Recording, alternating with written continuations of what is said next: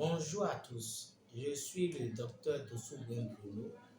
Je suis médecin pédiatre au centre de santé à vocation humanitaire Saint-Jean-de-Coteau. Nous voudrions aujourd'hui vous entretenir sur ce qu'on appelle les infections respiratoires aiguës chez l'enfant. Ce qu'on appelle infection respiratoire aiguë, c'est l'ensemble de toutes les infections liées au nez, à la gorge, aux bronches et aux poumons. Et comment cela se manifeste-t-il? Ça se manifeste déjà par un enfant qui va commencer par éternuer. Et après l'éternuement, le nez va commencer par couler, ce qu'on appelle communément le rhume.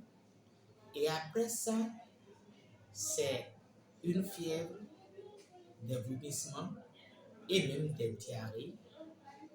Et cela parce que le germe va migrer des voies aériennes, des voies de la muqueuse nasale, donc du nez, vers la gorge.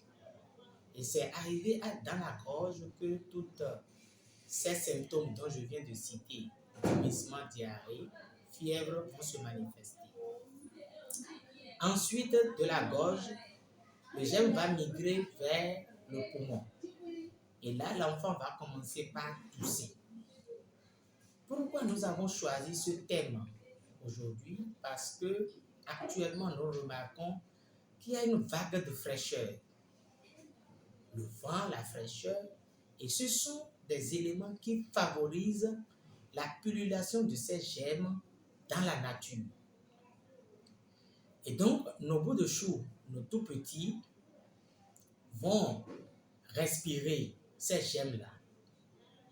Le nez va commencer par couler, éternuement, vomissement, diarrhée, fièvre et tout. Mais qu'est-ce qui est important? Parce que c'est ce qui est important. Ce qui est important, c'est comment prévenir ça. Comment faire la prévention de ces infections respiratoires aiguës, surtout chez les tout petits. Il faut d'abord conseiller que dans l'environnement de l'enfant, du tout petit, toute grande personne qui tousse, qui éternue ou qui a un rhume, se fasse traiter déjà parce que cette grande personne va projeter dans l'environnement du tout petit ces germes-là qui vont finir par coloniser la muqueuse nasale du tout petit. Donc, traitement des adultes qui sont dans l'environnement du nouveau-né ou du petit enfant.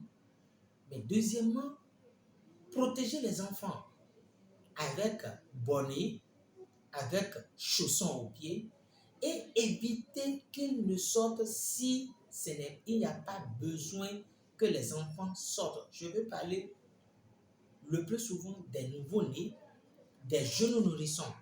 S'il n'y a pas besoin de les sortir, ils doivent rester au chaud à la maison, dans la chambre.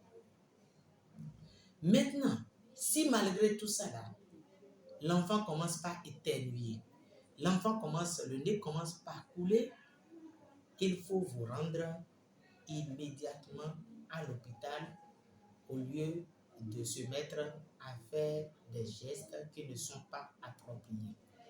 Parce que, une fois à l'hôpital, vous allez voir les spécialistes qui vont rapidement prendre en charge ce nez qui coule, cet éternuement, pour ne pas que le germe migre au niveau de la gorge pour provoquer des vomissements, des diarrhées, la fièvre.